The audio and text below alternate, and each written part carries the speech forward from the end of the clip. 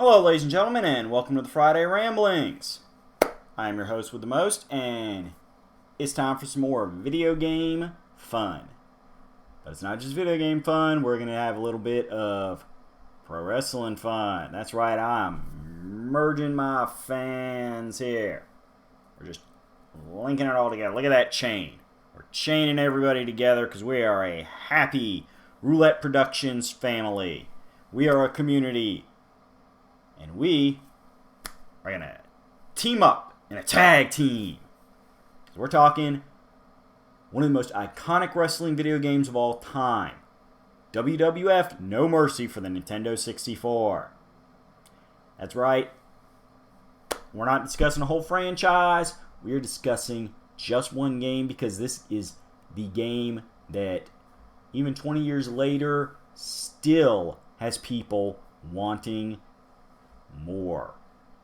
Still has a strong fan community on the internet, despite a couple minor, teeny little problems. But we'll touch on that in a minute. Let's get through the nitty gritty. WWF No Mercy is a professional wrestling based video game released in 2000 by THQ for the Nintendo 64. It is based on the World Wrestling Federation and its superstars, named for the company's annual pay-per-view event, No Mercy, although they have since dropped that from their actual pay-per-view lineup, the last one being in 2017, although there was a 8-year gap from 2008 to 2016, so, there you go. Now, the game was done by Asmik Ace Entertainment and Aki Corporation. Aki had done a series of games for both the WWF and WCW. Throughout the 90s, No Mercy was the last game they developed, and they went out with a bang. Now, the real fun in all this, though, is that they did basically stuff that nobody has done since, or if they did do it afterwards, not nearly as well. Well, there were some goofiness to the games, but which really kind of adds to its charm.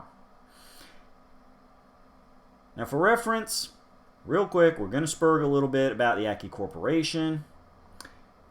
Bear with me. The Aki Corporation not only did a series of WWF and WCW video games, but various other fighting wrestling style video games, including the infamous Def Jam series, in which you fought as various real-life hip-hop artists, the Kinnikuman games, producing several of them, as well as 2 games in the Virtual Pro Wrestling series, which were released only in Japan. Now, they did release a few other games at the time, such as SimCity DS 1 and 2, World Fishing for the PC, but, it's a thing. Aki Corporation originally started out for a couple years as The Man Breeze, and since 2007 has been publishing games as Sin Sophia Inc.,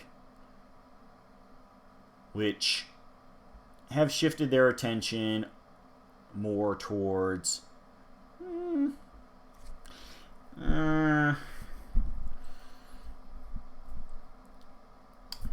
again, I'm trying not to be judgmental or stereotypical here, but feminine appeal games, such as the Pretty Rhythm and Style Savvy series.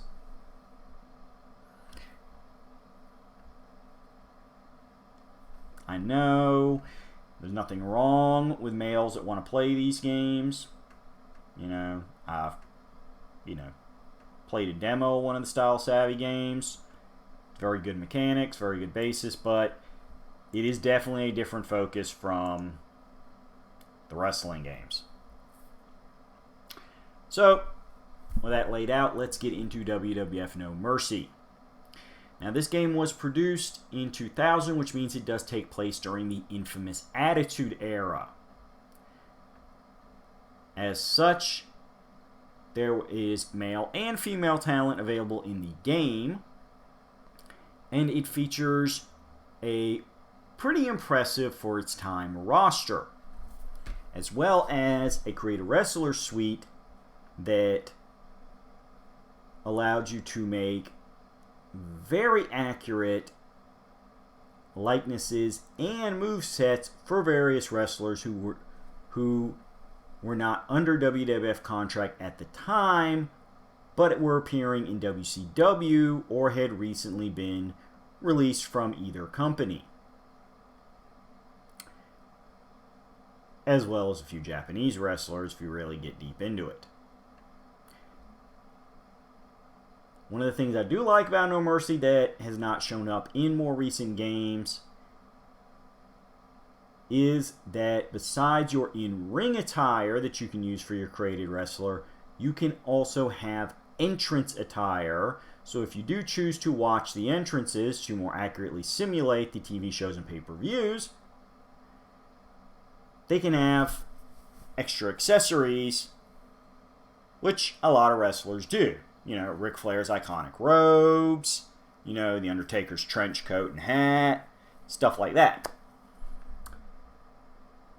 However, they went one step further and actually allow you to freely edit the existing real-world wrestlers, as well as creating your own wrestlers. This means that you can freely update wrestlers, or in the case of a couple of them, such as The Undertaker, once you purchase the optional items. Calm down. In-game fictional currency. There's no DLC or micro-pay stuff. We'll touch on that more in a minute. But you can even give The Undertaker two of his more classic looks, as at the time the game was released, he was currently sporting his more real-world based biker era gimmick. You can use both the classic, iconic Undertaker look or the brief-lived Phantom of the Opera look that he wore when, due to an in-ring accident, he had to wear a mask to protect his broken orbital sockets and, you know, modified his appearance slightly. You can also clone superstars. So if you do want, you could have, say, both The Undertaker in his current look, Undertaker in his classic look, even teaming up together. But you don't just have two options. This is another thing that various video games have pulled back on in recent times, which is every character slot actually has 4 outfits that they can utilize. 4. Now, for most of the default wrestlers, one of those outfits is usually reserved for a guest referee style uniform, as that is both a freely accessible game mode, as well as something that pops up in the story modes regularly. We'll touch on both of those in a second. This means that your editing abilities are incredibly expansive. You can have 4 different looks for Steve Austin, clone him, and have 4 more. He just takes up a created wrestler slot for those additional 4. You know? You can take your sweet time playing with those tools that allow you to subtly affect hair length and even create your own change of colors for the different clothing pieces. You can basically make any pro wrestler that's ever existed. And again, the No Mercy community has run so long on the internet that they have CAW formulas, CAW being short for Create a Wrestler, for people that debuted after the game had ceased being published. Technically, with a little bit of help from the internet, and some patience on your own part, you could build a No Mercy roster that's, you know, the entire current WWF roster, including NXT. Because guess what? You don't even have to fill up all your creative wrestler slots for that. Remember when I said you could free edit? I'm not just talking about the existing wrestlers. I'm not just talking about the clothing. You can change their names. You can change your entrance music. They are, for all intents and purposes, pre-created creator wrestlers. It's just...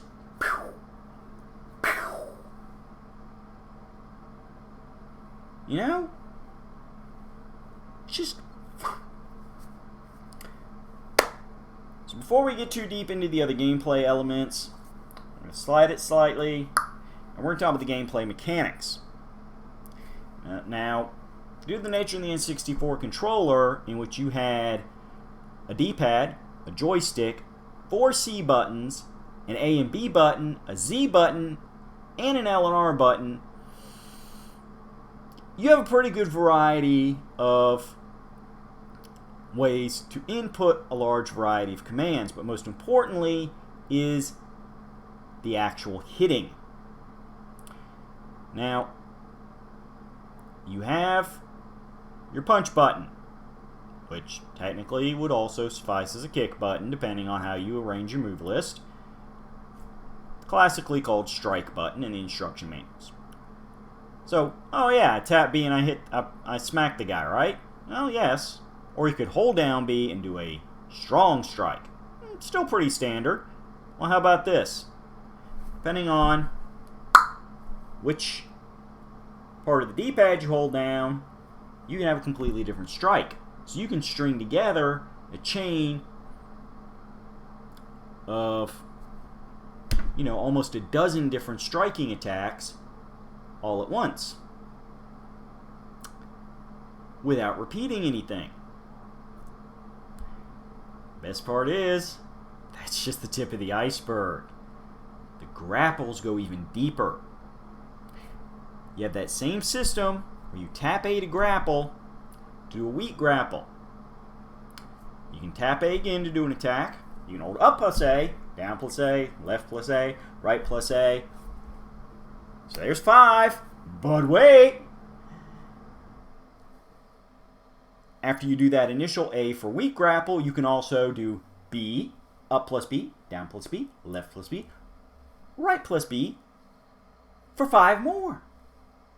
That's 10 weak grapples, or you can hold down A when you grab the guy for a strong grapple and get 5 A attacks and 5 B attacks for 10 strong grapples. That means a total of 20 different grapple attacks can be yours to play with, and that's just for the front. What about if you grab a guy from behind? You see that in wrestling matches. That's another weak, strong, 10, 10, 20 move sets. And then you got your top ropes where you have a couple selections. You have corners. You have guy laying down on the ring. I mean, you can have a move list that is like more moves than you will need to beat your opponent.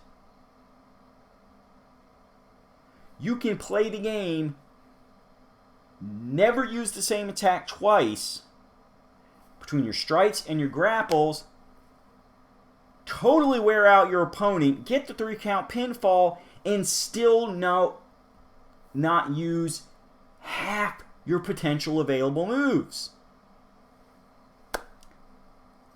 Oh, plus, once you fill up the special bar, you get a front special attack and a back special attack.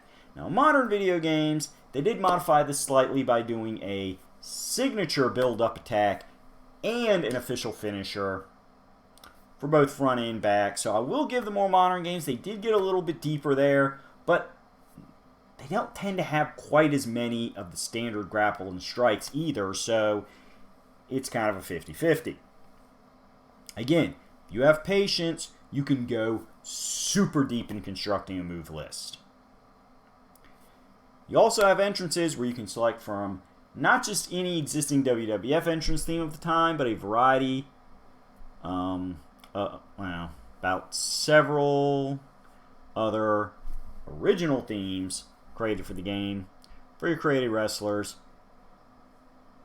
as well as all the existing Titantron video screens to play as your wrestler walks out the ring, plus a couple extras made for the game. So again, nicely customized entrances. Now after that, okay, let's get in the nitty-gritty. While there is a fair selection of several different arenas, it is short by modern wrestling game standards. You've got Raw and SmackDown. You've got the major pay-per-views of the time. Your Royal Rumble, your WrestleMania. No Mercy, of course, because it's named after it. Backlash, Armageddon.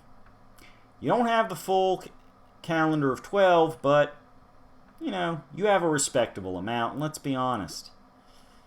I mean, it's nice to be able to create your own arena, like some of the modern games do, but that's probably one of the least important parts of the game. You know, it's still going to be a four-sided ring, you're still going to have the audience, you're still going to have the entrance ramp. It's visual skinning differences. Now, I am going to go ahead and put one tiny little con into that roster size I spoke of. And that is that a handful of wrestlers, they kind of cheat. For those of you who are familiar with video game fighting games, you know about clone characters. In the original few Street Fighter games, Ken and Ryu were direct copies of each other. It happens. And of course, Mortal Kombat and their masked ninjas. A lot of duplicated visuals there. Well, some of the characters, including some of the unlocked wrestlers, instead of having one guy that has 4 free slots, you'll get like a 4 set of slot, but it's actually 2 wrestlers with 2 outfits each. Which means that unless you do a lot of free modifying, they're basically going to have the same moveset.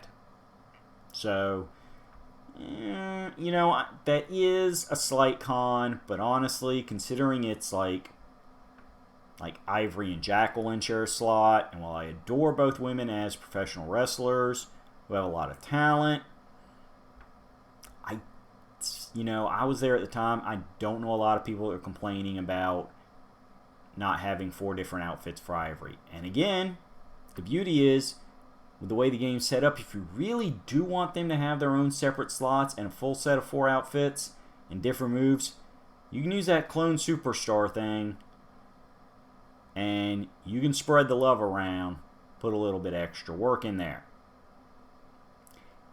You can work around this. One of the other examples is that Gerald Briscoe, Pat Patterson, Jerry the King Lawler, and Jim Ross are all 4 different outfits for 1 character slot. But again, they were thrown in almost as joke characters. All respect in the world to all 4 men, but nobody really bought a wrestling video game in the 90s to play as Jim Ross. I'm sorry, JR. I love you. One of the greatest commentators of all time. But that's just the way it is. So, what really makes the game stand out? What makes the game beyond incredibly kick butt? Well,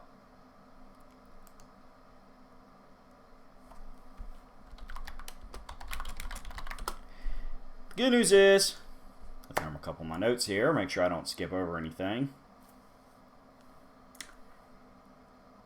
You have your exhibition mode, in which you can defend titles, which means you can force the computer opponent champion to defend their belt and win it from them. You can do ladder matches, you can do singles matches, you can do tag team matches, you can do hardcore matches, you can do no disqualification matches. Yes, there's a difference between hardcore and no disqualification. Hardcore matches, there's no disqualification and pinfalls count anywhere. No disqualification matches, you can't just get disqualified for, say, using a weapon, but you still have to pin the opponent in the ring. A little bit of variant there. However, because the hardcore matches exist, that also means there are backstage areas you can fight in. Now, this was kind of common in the 90s. Heck, WCW infamously had a game, Backstage Assault, where there was no ring. Everything you did was fighting around in backstage areas. They kind of overdid that gimmick a little. The game did not fare very well. People were upset that they had a wrestling game with no wrestling ring. You know, that's the beauty of it. You could do guest referee matches. Because it's multiplayer game, you do a tag team match, play with your buddy. Or you play against each other. Or he can fight the computer, you can be the guest referee. And that means you can freely choose to help him unfairly, just screw him, or play it completely down the middle. But hey, what's the fun of being a guest referee if you're going to play it completely down the middle? Let's screw somebody! You can do ladder matches! You can do last man standing matches. If you want to have countouts, you can go for a 10 count or a 20 count. You can have timed matches. There's a lot of variety to this. Now, I'm going to go ahead and say this, folks. Because this game came out before such a gimmick, you do not have Elimination Chamber. I'm sorry. Actually, let me double check something. Excuse me, but as I said, there's just so much to this game. I want to make sure that I have all of my ducks in a row.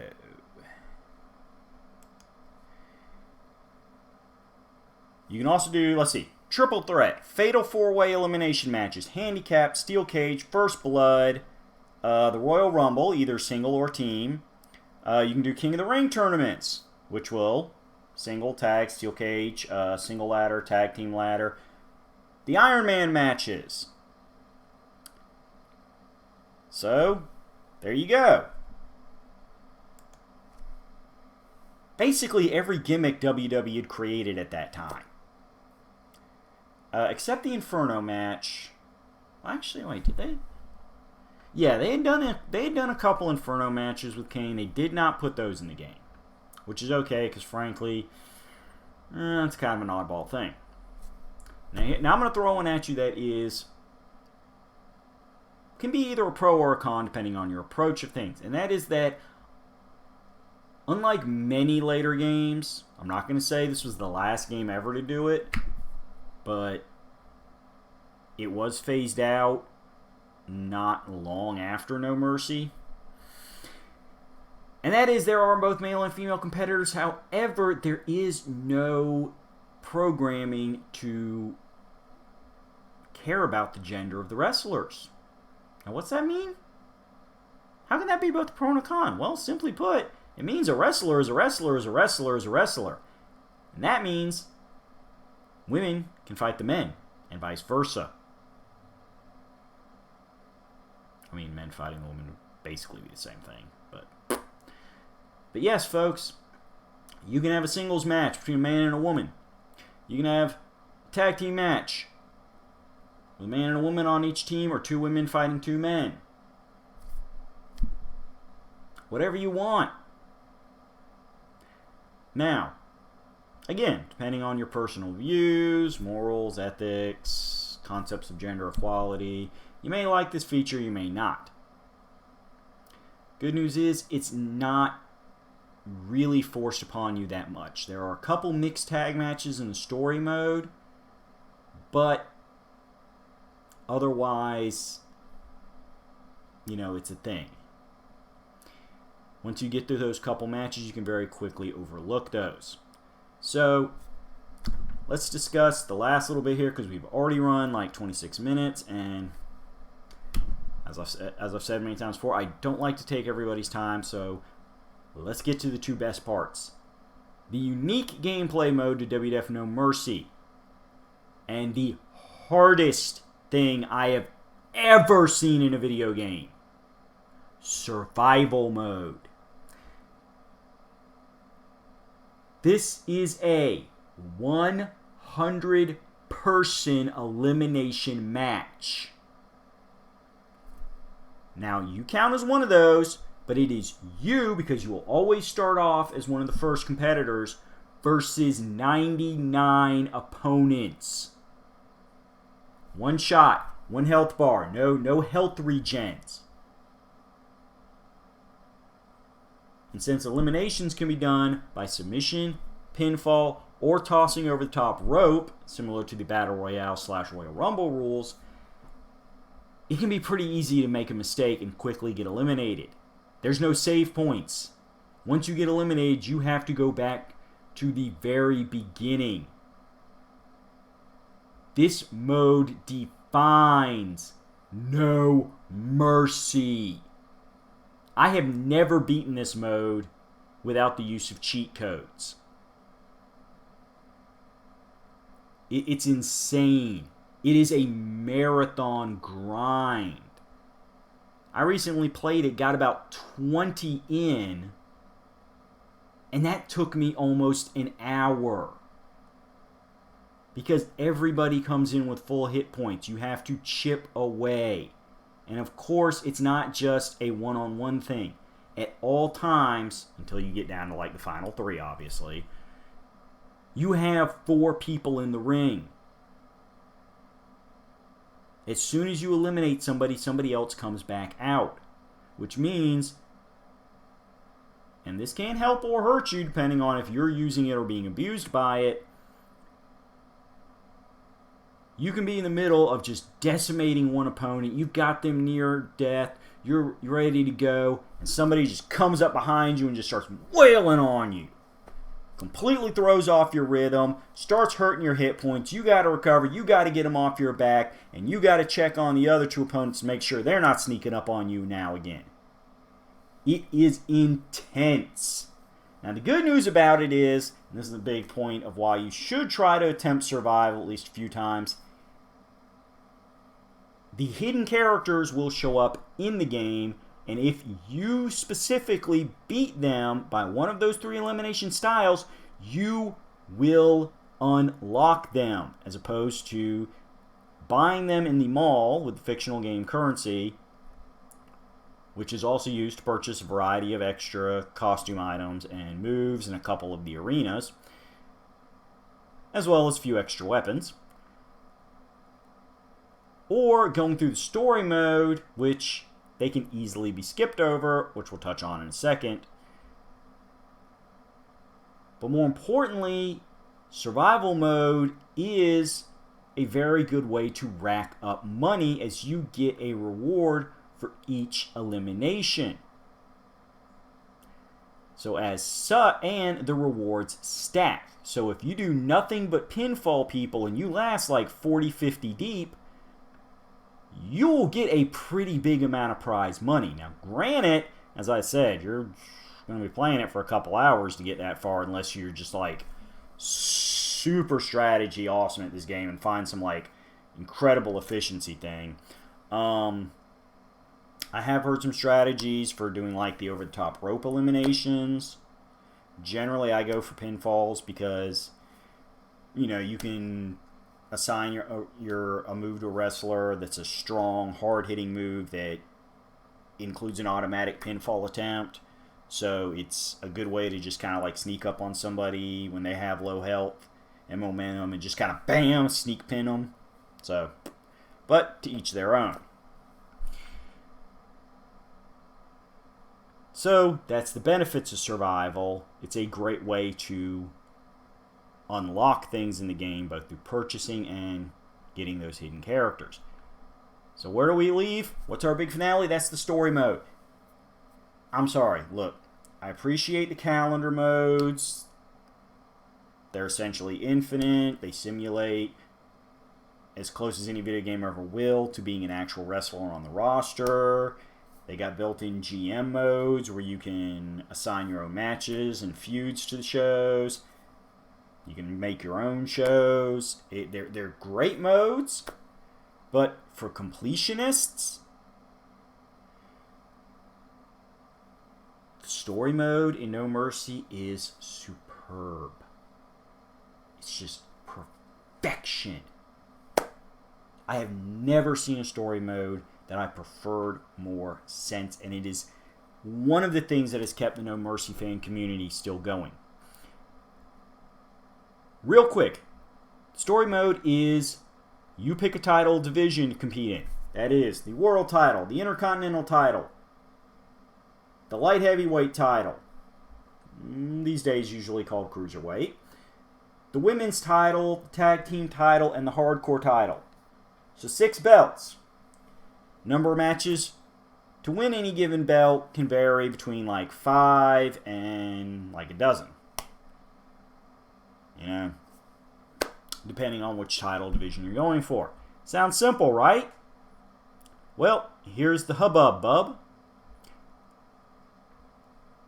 There's actually 2 layers to it, because once you win the title, you can do a second phase of that title division story mode as the defending champion, defending it in a series of matches. Sometimes, depending on the story mode, you may even temporarily lose the belt before winning it back again. But wait, there's more. Remember how I said it's possible to miss some of those unlocked characters as you go through the story mode? Well, that's because A, not all of them are unlocked through story mode. Only about half of them. And B, story mode, and this is where it really gets great, is a branching story mode. Some matches you are required to win. Some matches, such as those guest referee ones, depending on who wins the match, you will go down a different path to glory. As such, both challenger and champion paths for each of the 6 title divisions, that is 12 main brackets essentially, each have multiple paths through. That means you don't play it 12 times and call it a night. You play each of those 12 brackets multiple times, changing your decisions at different intersections to unlock different paths. This is incredible retail value. You're looking at playing story mode over and over and over again to 100% it. And the best part is, the game will help you keep track of things. As you play through it, you will see your path. You will see when there's branches and which branches you've already taken, so you can help remember what you've done before, which means awesome possum. As well as when you select your initial title division, you will see a percentage meter letting you know real quick right off the bat how much of that title division's various match branches you still have to do to knock it all out. So, there you go. A story mode that is finite, but is so deep and so multi-layered, with both champion and challenger modes and branching paths for each, that even if your only goal is to 100% the story mode, forget dominating survival, forget unlocking everything, I just want to 100% the story mode. Bro, you're going to be there for a while. This is no quick and easy thing. If you want to do everything, if you want to 100% with a shining rainbow outlined gold star of ultimate completionist, brother, sister, whatever else you self-identify as, you better grab some snacks, grab some caffeine, because you will be at it for a long time.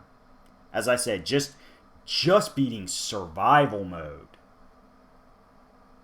Just saying I have conquered survival mode.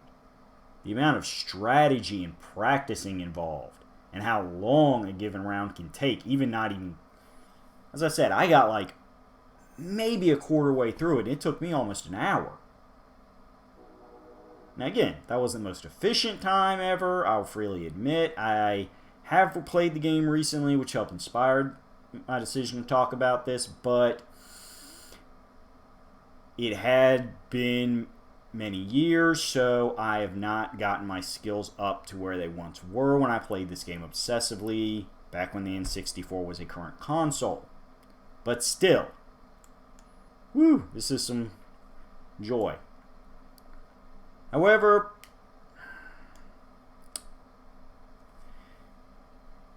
there is one sad thing to this. There is one thing that does harm the legacy of No Mercy, and that is there was a major glitch to it. See, the first few printings of the No Mercy cartridges contained a glitch error in which the whole game data could be simply wiped without notice, without any noticeable consistent trigger, and restored to the default original setup, resulting in all progress being lost and having to start over. Around March 2001, the issue was fixed with various reprinted cartridges, and people who had previously bought the cartridge could let the manufacturer know and get a replacement. So the company handled a big snafu as well as they could. Fortunately, for those of us like myself that owned that glitchy cartridge, there was still a lot of sleepless nights and a lot of rage. Good news is, there was a minor workaround. And that is, through the Clone Superstar feature, if you had an external memory pack to save data to, you could at the very least back up the unlocked wrestlers so that you did not have to re-unlock them. However, they would now be treated as creator wrestlers,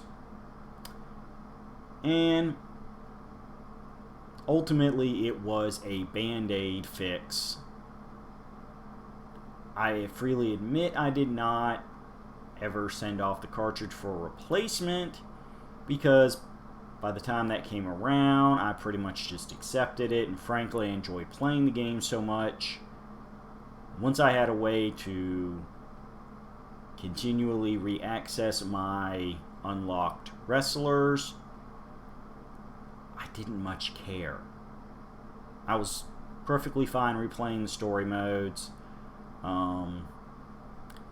Losing some of the extra costumes and moves from the SmackDown Mall kind of hurt, but as you play through the game, either in story mode or survival mode, you do get money for each successfully completed match in story mode or just playing survival mode.